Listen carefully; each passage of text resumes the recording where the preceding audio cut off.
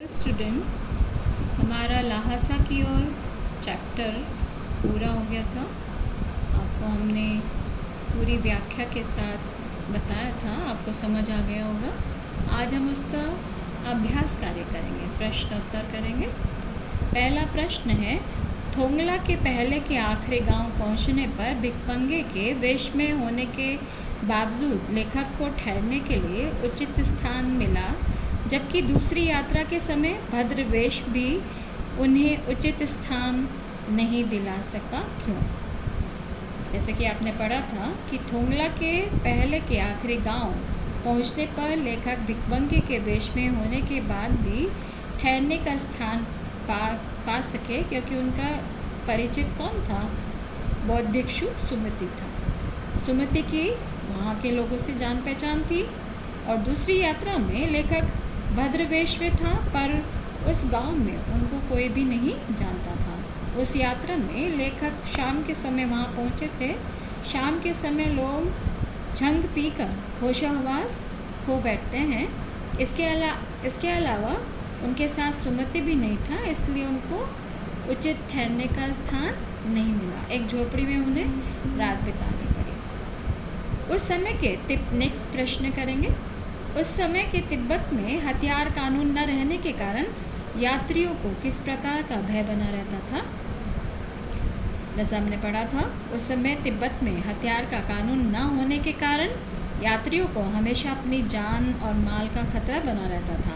वहाँ के लोग अपनी रक्षा करने के लिए खुलेआम हथियार लेकर घूमते थे। वहाँ अनेक निर्जन स्थान डांडे थे जहाँ पर जो डाकू रहते थे। ऐसे स्थानों पर पुलिस का कोई भी प्रबंध नहीं था। ऐसे में डाकू यात्रियों की हत्या करके उनका माल लूट लेते थे। ठीक है, अब है थर्ड प्रश्न। लेखक लंकोर के मार्ग में अपने साथियों से किस प्रकार बिछड़ गए थे? उनका घोड़ा जो था वो धीरे धीरे चल रहा था। घोड़े के सुस्त पड़ने पर लेखक अपने साथियों से बिछड़ गए और अकेले रास्ता भूल गए, और वह गलत रास्ते पर 1-2 किलोमीटर चले गए थे, लेकिन वहाँ किसी से पूछकर वापस अपने सही रास्ते पर आ गए थे। चौथा प्रश्न, लेखक ने शेखर विहार में सुमति को उनके यजमानों के पास जाने से रोका, परंतु दूसरी बार रोकने का प्रयास क्यों नहीं किया? क्योंकि शेखर विहार में सुमति के बहुत परिचित यजमान रहते थे, जिनको वो क्या बांटते थे? गंडा बांटते थे।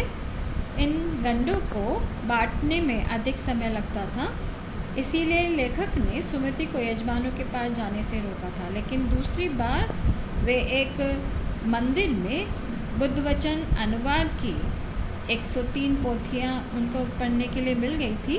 इन भारी भरकम पोथियों के अध्ययन से ज्ञान अर्जन के लिए समय की आवश्यकता थी।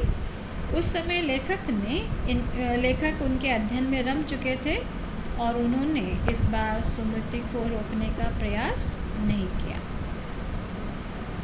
पांचवा प्रश्न, अपनी यात्रा के दौरान लेखक ने किन कठिनाइयों का सामना किया? यानी लेखक को किन कठिनाइयों का सामना करना पड़ा? वो कठिनाइयाँ निम्न प्रकार हैं, जैसे ऊंचे नीचे पहाड़ी रास्तों पर तेज़ धूप में उनको यात्रा करनी पड़ी थी, और यात्रा के दौरान उन्हें किसका भय रहता था? डाकुओं का भय रहता था। रास्ते में डाकुओं जैसी सूरत वालों को देखते ही वे उन्हें क्या कहते थे? कुची कुची, एक पैसा कहकर उनसे भीख मांगने लगते थे। और उनका घोड़ा क्या था? सुस्त था, इसलिए वे अपने साथियों से बिछड़ भी गए थे। और समय से न पहुंच पाने पर उन्हें किसका सामना करना पड़ा था? सुमति के गुस्से का। वापस आते समय उसे अपना सामान पीठ पर लाद कर यात्रा करनी पड़ी, और उसे भिखमंगों के वेश में भी यात्रा करनी पड़ी। किसको? लेखक को। ठीक है, तो ये सारी कठिनाई थी जो लेखक ने सामना किया उनका। प्रस्तुत यात्रा वृत्तांत के आधार पर बताइए कि उस समय का तिब्बती समाज कैसा था? जैसा हमने पढ़ा था, उस समय का जो तिब्बती समाज था, वहाँ पर जाति पाति, छुआछूत, ऊंच नीच जैसी बातें नहीं थी। महिलाएं पर्दा नहीं करती थी, और वो जो अपरिचित लोग होते थे अपना सामान देकर चाय बनवा सकते थे। जान पहचान के बिना लोग रात बिताने के लिए उनको आश्रय नहीं मिलता था।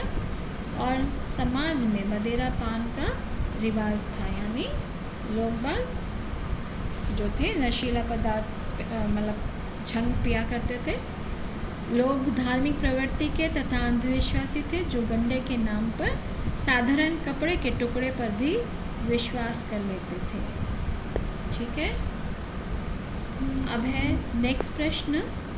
मैं आप पुस्तकों के भीतर था, नीचे दिए गए विकल्पों में से कौन सा इस वाक्य का अर्थ बतलाता है? ऑप्शन है लेखक पुस्तकें पढ़ने में रम गया। सेकंड, लेखक पुस्तकों की शेल्फ के भीतर चला गया। थर्ड, लेखक के चारों ओर पुस्तकें ही थी। फिफ्थ, पुस्तक में लेखक का परिचय और चित्र छपा था। कौन सा सही है? फर्स्ट का इसका सही आंसर।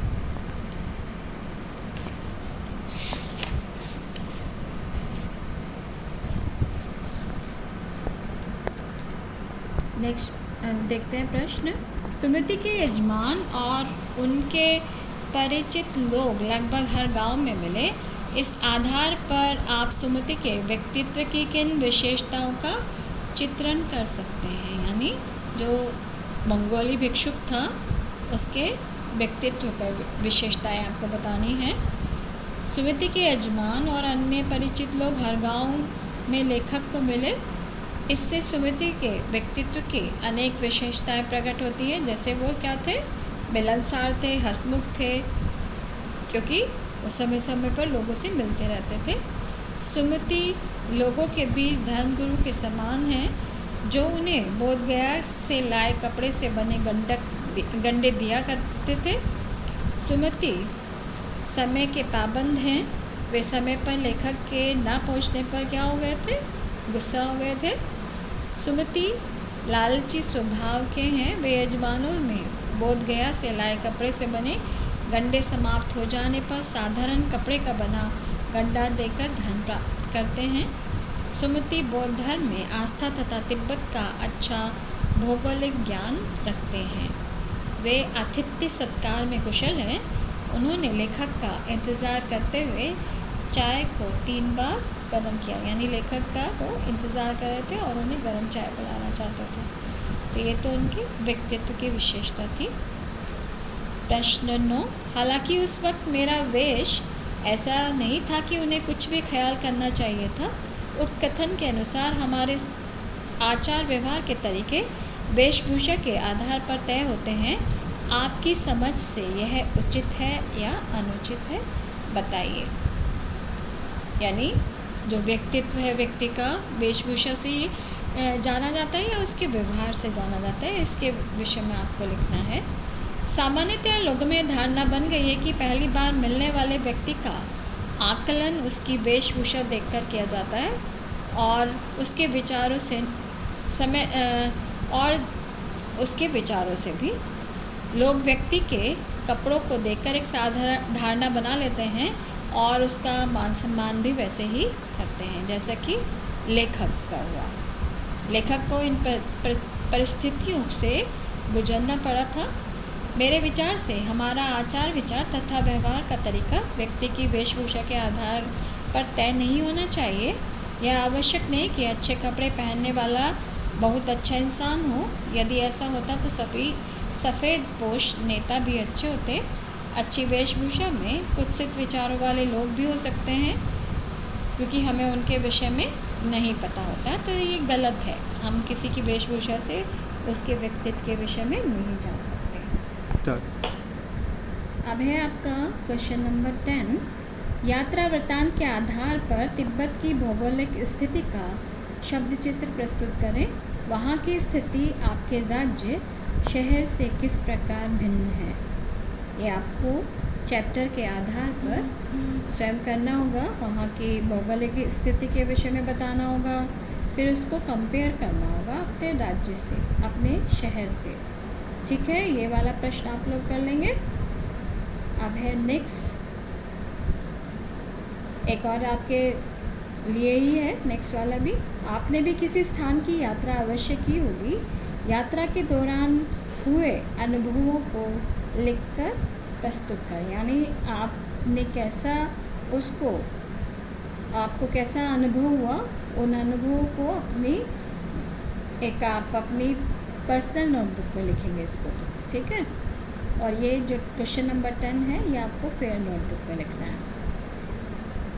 अभी जैसे हमने एक चैप्टर पढ़ा था इससे पहले, दो बैलों की कथा, और ये वाला चैप्टर ल्हासा की ओर, ये आपको गद्य विधाएँ मैंने बताई थी कि कोई ना कोई एक गद्य विधा होती है हर पाठ की। तो जैसे ये है आपका ल्हासा की ओर, कौन सी गद्य विधा पर आधारित? यात्रा वृत्तांत पर। इससे पहला क्या था? दो बैलों की कथा एक कहानी थी, ठीक है।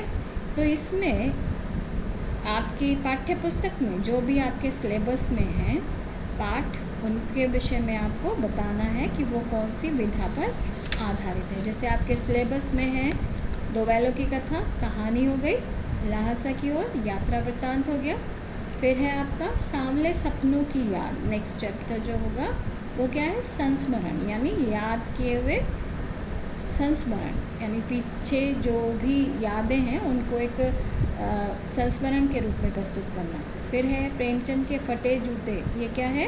निबंध है। तो इस तरह से आपको ये आना चाहिए कि जो भी पाठ आपने पढ़ा वो कौन सी विधा पर आधारित है। इसमें हम आपको निशान लगाए हैं प्रश्न, कौन से प्रश्न आपको करने हैं? फर्स्ट, सेकंड, फिफ्थ, सिक्स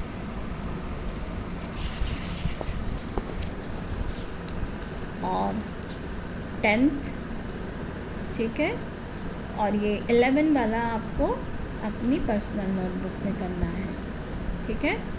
और ये हमने आपको पूरा एक्सप्लेन कर दिया 12, ये रहने दीजिएगा, ठीक है। आशा है आपको समझ आ गया होगा। इसी के साथ विराम लेते हैं। धन्यवाद।